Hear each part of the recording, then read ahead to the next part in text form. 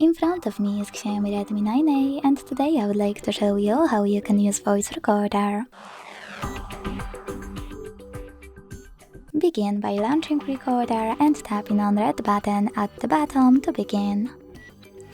Then, to pause it or unpause it, use the same one. To add a bookmark, click on the left one, and to end it and save it on the right one. Then you can type in wherever you want to, and delete your recording by hitting delete or tapping on OK to save it. To access list of your recording, click on those three lines when recorder is off.